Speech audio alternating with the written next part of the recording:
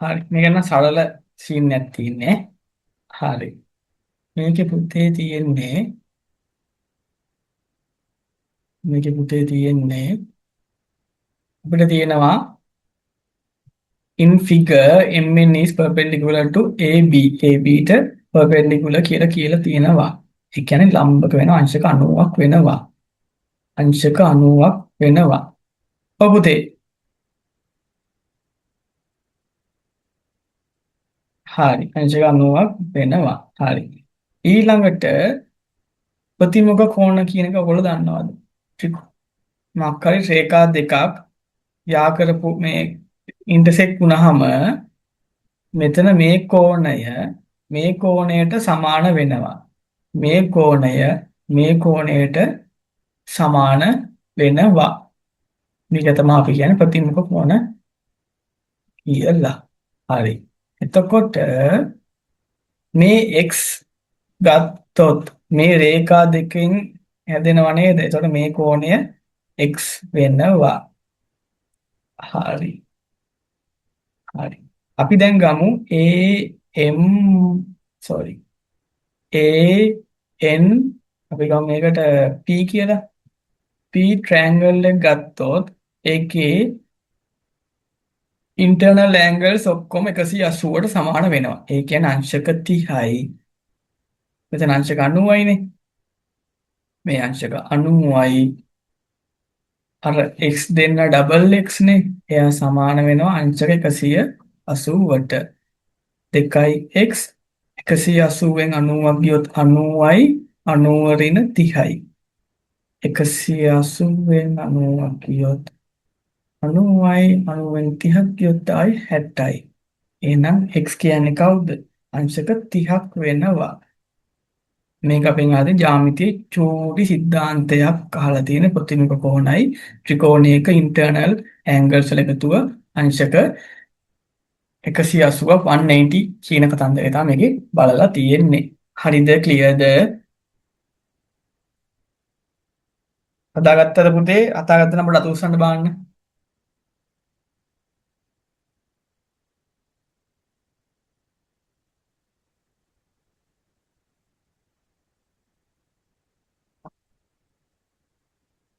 හරි. මම හිතනවා හදාගන්න තී කියලා. 11 වෙනිය බාන්න 11 වෙනිය.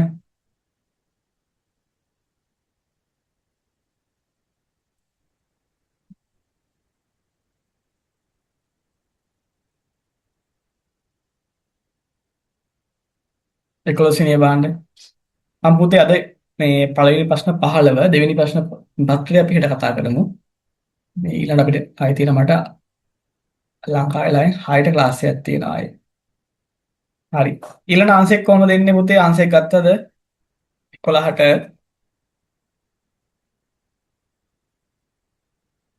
ළමයි අධ්‍යයන් නැහැ. ආන්සර් ගත්තද ළමයෝ? නැහැ. බලමු. කමන්නේ. හරි. හරි බලමු. මේ කියනවා in the grid is shown in the figure you have to write numbers in the small squares of grid such that the difference between any two numbers in neighbor squares of the same row or same column results same. ඒ කියන්නේ අනියාත ආසන්නතම කොටු දෙකක් ඕනම විදියට පේලි ගත්තත් තීර ගත්තත් අනියාත කොටු දෙකක අතර අන්තරය තීරයේ දිගේ සමානයි. අන්තරය සමානයි. එතකොට කියනවා for example the difference between two any numbers in neighbor square of the first column is 3. කියමු කතාව ඇත්තද බලන්න. 10න් 7ක් ගියොත් 3යි. 7න් 4ක් ගියත් 3යි. 4න් එකක් ගියත් 3යි. කියපු කතාව ඇත්ත. ඒ විදිහට අපිට මේ අතර ගන්නත් පුළුවන්. සිරස් අතර ගන්නත් පුළුවන්. සිරස් අතර ගන්නත් පුළුවන්. හරි. එතකොට මගෙන් අහන්නේ x ධන y ගේ අගේ අහන්නේ. ගාන කියන්නේ එකක් කරන්න කියන්නේ තව එකක්. හරි. බලමු. සමානයිනේ. හරි. අපි දත්ත වැඩි එකකින් පටන් ගමු. දත්ත වැඩි එක මෙයා නේද? මේ අතට හිතමු. මේ අතට හිතුවොත් මම මෙහෙම කරන්න.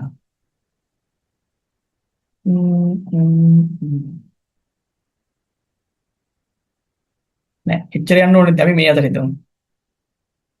අපිට xy නේ හොයන්න කියන්නේ. අපි ගමු 4යි 25යි තියෙන පේලිය ගමු. හරි. දැන් පුතේ මම පොඩි හින්ට් එකක් කියන්නම්. ગેප් එක 3යිනේ. මට තියෙන්නේ 10න් එකක් අඩු කරලා එන්නේ 9. එහෙනම් මම මෙයාව මට ગેප් තියෙනවා 3ක්. මම මෙයාව 3ෙන් බෙදනවා. 3ෙන් බෙදුවහම මට ආන්සර් එක එන්නේ 3යි. හරිද? දැන් මම පෙන්නන්නම් ආට මේ බට්ට. 10න් 3ක් ගියොත් 7යි. 7න් 3ක් ගියොත් 4යි. හරි. 4න් 3ක් ගියොත් 1යි. හරිද? මමයි පොඩි දෙයක් පෙන්නුනේ. හරි. ඒ කියන්නේ මම මොකක් හරි ඉලක්කම් දෙකක් අඩු කරලා ඒ දෙක අතර ગેප් වලින් බෙදුවොත් ગેප් දෙක නම් තියෙන ગેප් දෙකෙන් බෙදුවොත් මට එනවා අර සංඛ්‍යා ඒ ગેප් එකක් පිරුවට පස්සේ සංඛ්‍යා 3 හරි 4 හරි අන්තරය තෙක් 4 අන්තරය. ඒ අන්තරයට ගැලපෙන්න අපිට කියන්නේ දීපු ඉලක්කමක් අපිට දන්න ඉලක්කමක් තියෙනවානේ. ඒකට ඒකෙන් අඩු කරලා හරි වැඩි එකතු කරලා හරි අපිට ගන්න පුළුවන්. හරිද? මේක පැහැදිලිද ළමයින්ට? සනුල්‍ය දුවේ පැහැදිලිද?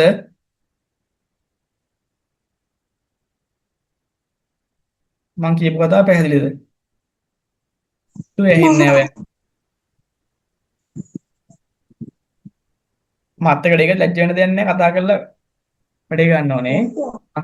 එකතු වෙලා වැඩේ කරන්නේ. හරි. පැහැදිලි නැත්නම් තේරුණානේ? හරි. අපි දැන් මෙහෙම කරමු. අපි 25යි 4යි අඩු කරලා ගත්තොත් මට 21යි. මට ગેප් කීයක් තියෙනවද? 1යි 2යි 3ක් තියෙනවා. මට ગેප් 3ක් තියෙනවා. පුරවන අන්තර 3ක් හදාගන්න අන්තර 3ක් තියෙනවා මට 25යි 4යි අතර. එහෙනම් මම 21 3ෙන් බෙදුවොත් මට එන්නේ 7යි. එහෙනම් මේ අනුයාත කොටු දෙකක් අතර අන්තරේ 7 ගානේ සෙට් වෙන්න ඕනේ. එහෙනම් කරමු වැඩ. කීයද? 21න් 25න් 7ක් ගියොත් ආපස්සට යන්නේ අඩු ගන්න කම්මැලිනේ අපි. එකතු කරන් යන්න. මේ මොකද? 7යි 4ෙන් පටන් ගන්න 11යි. 11ට 7ක් එකතු කරොත් 16යි. 16යි. හරි. එතකොට 16යි. 16යි 7යි මට එනවා 25ක් කියලා. හරි. එහෙනම් 25ක් කියලා එනවා. හරි. එතකොට මගේ එනවා මෙතනට 11 මෙතනට 16. හරි. දැන් මේක පැහැදිලිද පුතේ?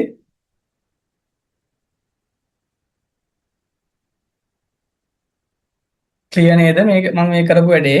yes sir හරි ඕකේ. හරි පුතේ. ඊළඟට මම දැන් පුරවගත්ත කොටු ටික. හරි. හරි. හරි. දැන් මම පුරවගත්තා මෙතනට 11යි මෙතනට 16යි. හරි. ඊළඟට අපි මේ අතට එමු. මේ අතට එමු. මේ අතට ආවොත් මට තියෙනවා 16යි 36යි මම අඩු කරනවා. අඩු කරපුවම මට එනවා 20ක් එනවා. 20 මම බෙදනවා මට කී ગેප් තියක් තියෙනවද? 1යි අන්තර දෙකක් තියෙනවා. එහෙනම් මෙයා දෙකෙන් බෙදෙනවා. 10යි. අන්තරේ 10 ඉඳ තමයි හදාගන්න ඕනේ. එහෙනම් කීයද? 16ට 10ක් එකතු කරොත් 26යි. 26ට 10ක් එකතු කරොත් 36යි. එහෙනම් 16න් 10ක් ගියොත් මට එනවා x ට 6යි කියලා. එතකොට මෙයා 6 වෙනවා. හරි x හොයාගත්තා. හරි. දැන් මෙයාව හොයමු. මේ අතට යන. 26න් 7ක් ගියොත් මට එනවා කීයද? 27න්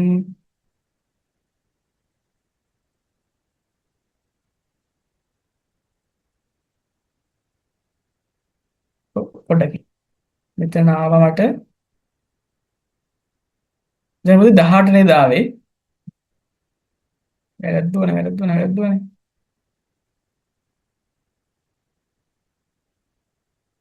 දැන් මොකද 18 ආවේ? මෙතනට ආවේ 18. 36න් මෙතනට ආවේ පුතේ 18 ආවේ ඈ. කලින් බලන්න 18 ආවේ. 18 ආවොත් 36න් 18ක් කියොත් 18යි. මට තියෙනවා ગેප් කීයක් තියෙනවද? 18යි. 36න් 18ක් ගියොත් මට තියෙනවා ગેප් දෙකක්. දෙකෙන් බෙදුවොත් 9යි. ආදි. එතකොට 36ට 9ක් එකතු කරොත් මට එනවා 20 කීයද? 7ක් එනවා. 27යි 9යි 36යි. 18න් 9ක් ගියොත් x ට එන්නේ 9යි. 9 මෙතන 9 දාගන්න. හරි. ඊළඟට 27න් 7ක් අඩු කරනවා. 27න් 7ක් අඩු කරොත් මට එන්නේ 20යි. මට තියෙනවා මෙතන අන්තර දෙකක්. දෙකෙන් බෙදුවා 10යි. හරි. එහෙම වුණොත් 27න් 10ක් ගියොත් මෙතන කොටුවට එන්නේ 17යි. මෙතනට එකතු නොනේ y ට එනවා 37ක් කියලා. මගෙන් ගන්න x ධන y 37යි 9යි 46යි. හරිද? හරිද පුතේ?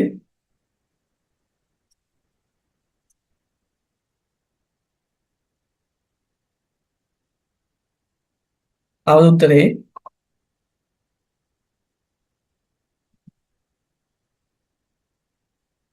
ආවද?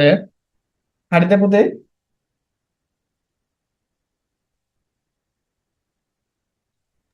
Yes, sir. yes okay හරි. තේරුම් නැත්තම් කට්ටියමෙන් අහන්න. හරි. මම මේ ගානට දෙන්නම් විනාඩි තව දෙන්නම් ඔයාලට මේක try කරලා නැත්තම් චුට්ටක් විතර මේ ගානට උත්තර ගත්තාද ඉස්සෙල්ලා කියන්නකො.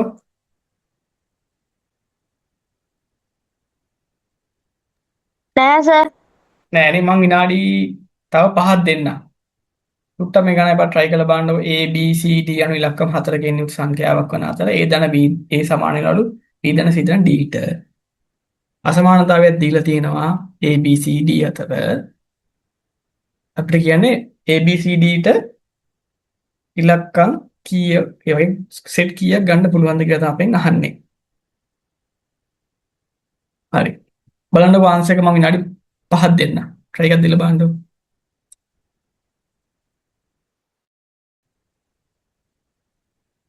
හරි. අපි කතා කරමු මේක පොඩ්ඩක් චුට්ටක් දිගට යන නෑ ගාන. හරි. මේ ගානේ අපි නවත්තමු ඊට පස්සේ අපිට මට අටමාට කියන්නේ මට අටමාරයි කියන්නේ ඔයගොල්ලන්ට 6ට මේ හරි ක්ලාස් එකක් තියෙනවා තවත් කියලා කට්ටියට. අපි ඊළඟ අපි හිට කතා කරමු මේකෙන් පස්සේ. හරි. මට දීලා තියෙනවා A B C D කියලා මොකක් හරි ඉලක්කමක්. කියන්නේ ඉලක්කම් හතරක සංඛ්‍යාවක් දීලා තියෙනවා. මේ සංඛ්‍යාවේ පිට දීලා තියෙනවා සංඛ්‍යා දීලා තියෙනවා A B C D කියලා මොකක් හරි ඉලක්කම් හතරක සංඛ්‍යාවක්. එතකොට තව හින්ට් එකක් අපිට දීලා තියෙනවා A කියන්නේ B C D වල එකතුවට සමානයි A ට. ඒ වගේම එතකොට A B C D ටික බැලුවාම B C D එකතු කරාම A ට සමානයි කියන්නේ ඒක අනිවාර්යෙන් ලොකු වෙන්න ඕනේ. ඒ සංඛ්‍යාව කියන ඒ ඉලක්කම තමයි ලොකුම ඉලක්කම වෙන්න ඕනේ. මොකද අරුන් තුන් දෙනෙක් එකතු කරාම A ට සමානයිනේ. හරි. B C D අතර අසමානතාවය අපිට එනවා මේ විදිහට. හරි. මට කියන්නේ how many such numbers can be found of this type කියලා අපිට නැගලා යනවා. ගාන පොඩ්ඩක් දිගට යනවා. හරි. අපි මෙහෙම කරමු. මට දීලා තියෙන්නේ හරි. දැන් පුතේ මම පොඩි එකක් කියන්නම්කෝ. A B C D කියලා ඉලක්කමක් තිබ්බහම මෙතන තියෙන එක ස්ථානයේ ඉලක්කම්. එක ස්ථානයේ මෙතන තියෙන 10 ස්ථානයේ මේකේ තියෙන 100 ස්ථානයේ මෙතන තියෙන්නේ 10 ස්ථානයේ විදිහට තමයි A තියෙන්නේ. මේක ක්ලියර්ද?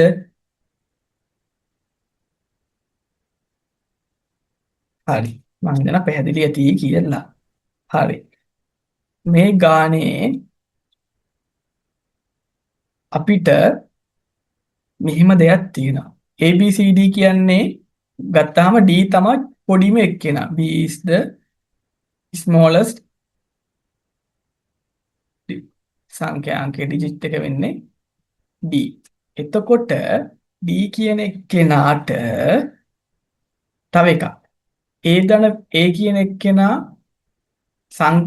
ඉලක්කමක් කියන්නේ පුතේ මේ A B C D ඔක්කොම තියෙන්න ඕනේ පුතේ 9යි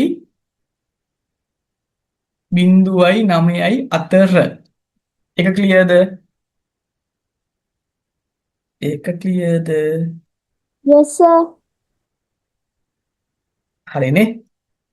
ඒක ක්ලියර්. හරි. එතකොට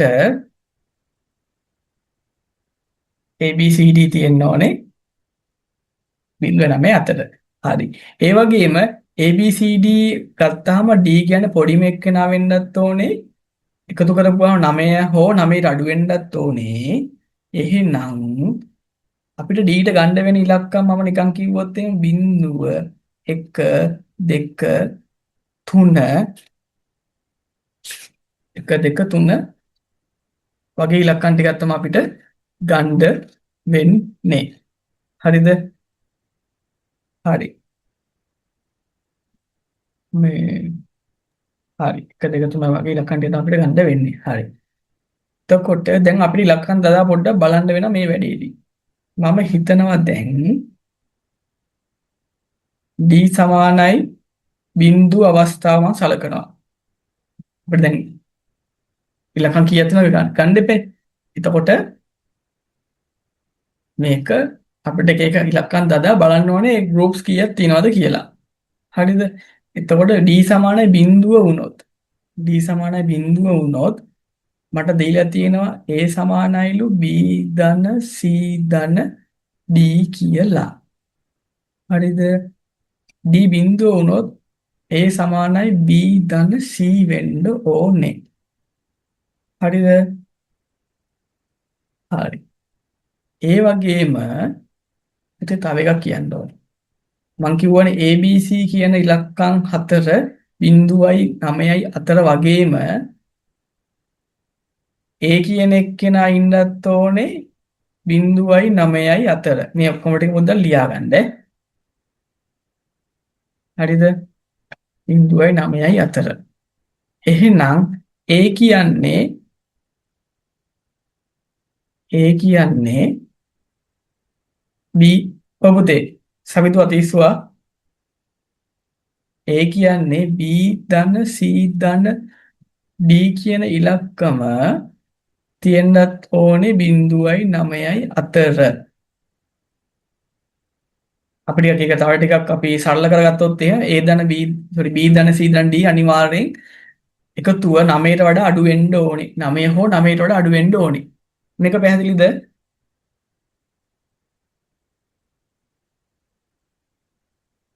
හරි. මම කියන්නද?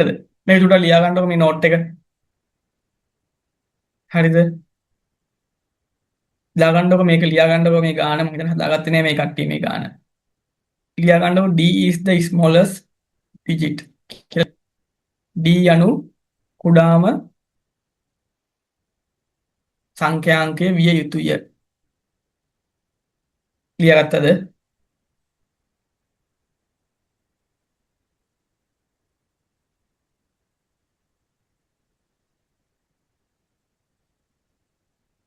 පුතේ සනුල්ලයා දුවේ ලිව්වද?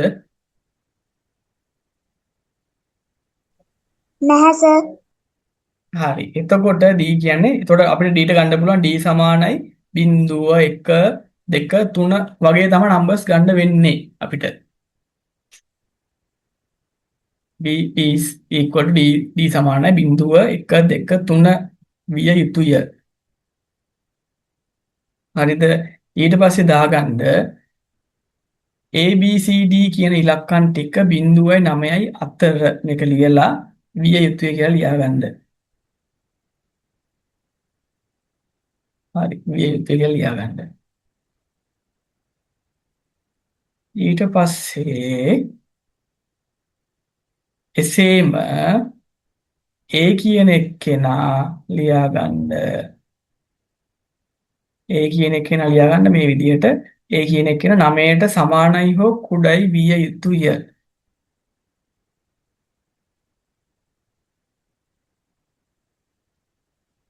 මොකද අපිට Aට බිඳුව ගන්න බෑනේ පුතේ ඉලක්කම් අතන ටිකක් තියෙනවනේ. එහෙනම් අපි A කියන කෙනා අපි නිකන් පොදුවේම ගන්නවා. A කියන එක්කෙනා 9ට වඩා සමානයි හෝ කුඩයි වෙන්න ඕනේ. 9ට සමානයි හෝ කුඩයි වෙන්න ඕනේ. හරිද? ලිව්වද? හරි. මම දැන් ලියන ඇති කියලා. හරි. ඊට පස්සේ ලියාගන්න A සමානයි B ධන C ධන D නිසා A සමානයි B ධන C ධන D නිසා B ධන C ධන D කුඩයි බිඳුව විය යුතුය. විය යුතුය. හරි. විය යුතුය. එහෙනම් දැන් අපි දාන්න යන ඉලක්කම් ටික. පළවෙනි අවස්ථාව case 1 D is equal to 0. D is equal to 0. හරිද? D is equal to 0 නිසා මගේ මේ දත්තේ ලියනවා A B ධන C ධන D 9ට වඩා සමානයි කුඩයි වෙන්න ඕනේ. හරි. D බිඳුවට සමානයිනේ. එතකොට මම මේකට ආදේශ කරනවා A සමානයි B ධන C ධන D D බිඳුව දක්වා A ධන B ධන C එනවා. එතකොට B ධන C කියන එක්කෙනා අපිට එනවා කුඩයි බිඳුව වෙන්න ඕනේ. කුඩයි හෝ සමානයි බිඳුව වෙන්න ඕනේ. හරිද?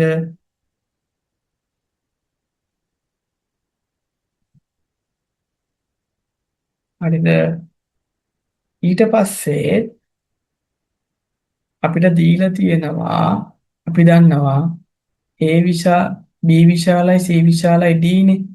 D කියන්නේ බිඳුවයිනේ දැන් අපේ ආදේශයේ. එතකොට BC ඉලක්කම් දෙක බිඳුවට විශාල වෙන්න ඕනේ. හරි. අපි හිතමු බිඳුව එක වෙලාවෙදී අපි හිතමු C කියන්නේ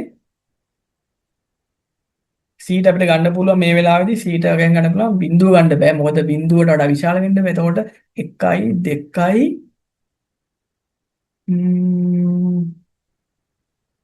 2යි 3යි 4යි අපි දලවසින් හිතමු. දැන් අපි ගමු C සමානයි 1 කියලා. අපි ගමු C සමානයි 1. අපිට C ට ගන්න පුළුවන් අවමගය බිඳුව වෙන්නේ නැහැ. මොකද C බිඳුවට විශාල වෙනවා. මොකද D ට වඩා විශාල හින්දා D බිඳුවනේ මේ වෙලාවේදී අපි ගත්තේ C සමානයි 1 විට. C 1 වුණාම B ට එනවා C 1 වුණාම එතන B ට එනවා B කුඩයි 8යි. එහෙනම් මට B ට උත්තර එනවා කීයද? එතන එනවා 8ට අඩු වෙන්නේ. B ට ගන්න පුළුවන් 8ට අඩු ඉලක්කම් ටික. හැබැයි C 1යිනේ C 1යි. එතකොට බිඳුව ගන්න බෑ 1 ගන්න බෑ දෙකෙන් පටන් ගන්න ඕනේ. 2 3 4 5 6 7 8 වෙනකන් ගන්න පුළුවන්. හරිද? මෙතන ඉලක්කම් තියෙනවා අපිට 7ක් එනවා. හරි. 7ක් එනවා. හරි. 7ක් එනවා. හරි. ඊට පස්සේ C සමානයි මම දානවා කීයද? C සමානයි මම දානවා 2. C ට 2 දාපු ගමන් මට එන්නේ B ට B කුඩයි හෝ සමානයි 2 දාපු ගමන් 2 මෙහාට ගිහිල්ලා මට එනවා C B ට 7. මේ වෙලාවේදී මට B ට ගන්න පුළුවන් B සමානයි කීයද? 1 ගන්න බෑ C. මොකද C කියන එක්කෙනාට වඩා B ලොකුයි. එතකොට B පටන් ගන්න ඕනේ 2කින් උඩ ඉලක්කයෙන් පටන් ගන්න ඕනේ 7ට අඩු වෙන්න 7ට අඩු වෙන්න ඕනේ. එතකොට C එක ගන්න B ට එන ඉලක්කම් වලින් B ට 2 ගන්න බෑ. 3ෙන් පටන් ගන්න ඕනේ. 3 4 5 6 7 වෙනකන් ගන්න පුළුවන්. එතකොට මෙතන ඉලක්කම් 1 2 3 4 5ක් තියෙනවා. හරි. ඊළඟට මම දානවා C ට දානවා 3. C ට දැම්මොත් 3 B ධන C කුඩයි 9යි. 3 දැම්මහම B කියන එක්කෙනා 6ට වඩා කුඩා වෙන්න ඕනේ. හරි. 6ට වඩා කුඩා වෙන්නත් ඕනේ. C 3ෙන් පටන් ගන්නෙ. C ට වඩා B විශාල වෙන්නත් ඕනේ. 4ෙන් පටන් ගන්න ඕනේ. 4 5 6 ඉලක්කම් 3යි. අපි දැන් දාමු C ට 4 දාලා බලමු. C ට 4 දාපු ගමන් B ට එන්නේ 5යි. B ට එන්නේ C ට 4 දාපු ගමන් B ට එන්නේ 5යි.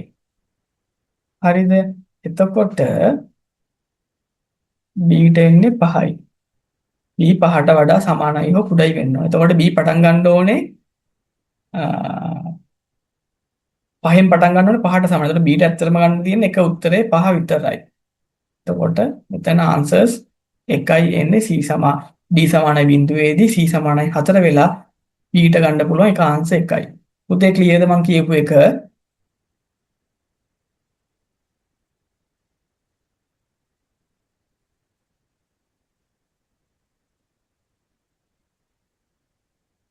තේරුණේ නැහැ. අනුල්ලේ දුවේ තේරුණා සර්. තේරුණාද? ඔව්. හරි එහෙනම් ගුඩ්. හරි. දැන් මම ඉලක්කම් ටිකක් හොයාගත්තා. දැන් D සමානයි බිඳුව දාලා බැලුවා. ඒ වගේ මම දැන් දාන්න යන්නේ D සමානයි පුතේ තව විනාඩි 5යි තියෙන්නේ. එකක් මීටින් එකේ කරන අනිත් එක මගේ ක්ලාස් එකේ ළඟ පටන් ගන්න. අපි මේක මම ආයෙ හෙට හරියට පටන් ගද්දී මම මෙතනින්ම ආයෙ ගන්න මතක් කරගෙන යන්නම් ඈ. මේ වැඩේ කරන් යන්න. හරි. ඊට පස්සේ D සමානයි දාමු 1. D 1 දාපු ගමන් D 1 දාපු ගමන් B ධන C කියන එක්කෙනා 9ට වඩා කුඩයි කියලා අපි ගත්තා. D 1 දාපු ගමන් අපිට එන්නේ D 1 දාපු ගමන් අපිට එන්නේ B ධන C කියන එක්කෙනා 9ට වඩා අඩුයි. හරි. මේ වෙලාවේදී අපි බලමු C ට ඉලක්කම් දාලා. C ට අපිට දාන්න වෙන්නේ කීයද දාන්න වෙන්නේ? 1 දාන්න බෑ පුතේ. මොකද D ට වඩා C ලොකු හින්දා 1 දාන්න ඔට්ටු නෑ. එතකොට C පටන් ගන්න ඕනේ 2කින්. C 2 වෙලාවේදී B කියන එක්කෙනා කීයද? 7 වෙනවා. 7 කියන්නේ B ට එන්න පුළුවන් ඉලක්කම් මොනවද? B ට 1 ගන්න බෑ, 2 ගන්න බෑ. C 2යිනේ. 3ෙන් පටන් ගන්න. 3 4 5 6 7. මට තියෙනවා 5ක් තියෙනවා. හරි. ඊළඟට දාමු C සමානයි 3. C 3ේදී B ට එන්නේ 6. 6. එතකොට 6 දාපු ගමන්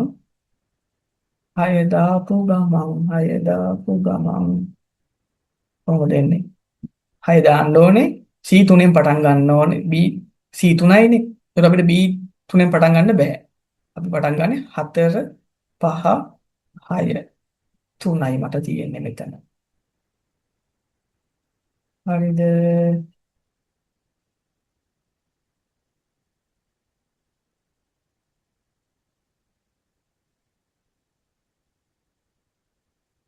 හරිද? හරි.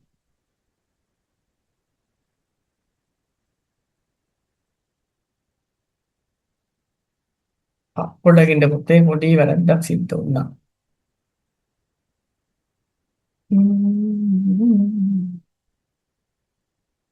මේකේ පුතේ මම කිව්වා B ධන C ධන D කියන එක්කෙනා 9ට වඩා අඩු වෙන්න ඕනේ. එතකොට D එකයිනේ මගේ පටන් ගත්තේ දැන් මේ දෙවෙනි ස්කේස් එකේදී. එතකොට B ධන C කියන එක්කෙනා 8 වෙන්න ඕනේ පුතේ මෙතන 8 8 8 වුණාම C සමානයි 2ේදී B ට එන්නේ 6යි. එතන මට වෙන්නේ මෙතන 3 4 5 6 කියන ඉලක්කම් 4 තමයි ගන්න වෙන්නේ.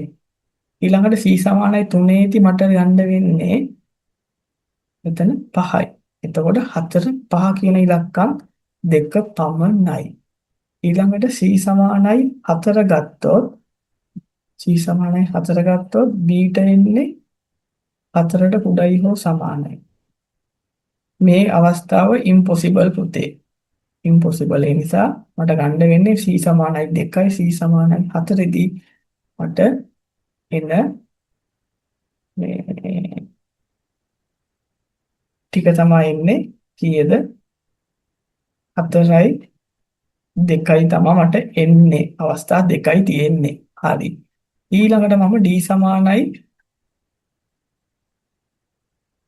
සමානයි ටක් ගාලා කරමු. හරියයි තියෙන්නේ. D සමානයි දෙක ගමු. D සමානයි 2ේදී මට තියෙන්නේ D සමානයි 2ේදී A ධන B ධන C සමානයි 2යි. එතකොට B ධන C කියන එක්කෙනා 4ට කුඩා වෙන්න ඕනේ.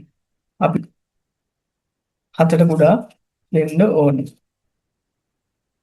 එතකොට 4ට කුඩා වෙන්නත් ඕනේ C කියන ඉලක්කම D ට වඩා විශාල හින්දා C පටන් ගන්නෙ 3ෙන්.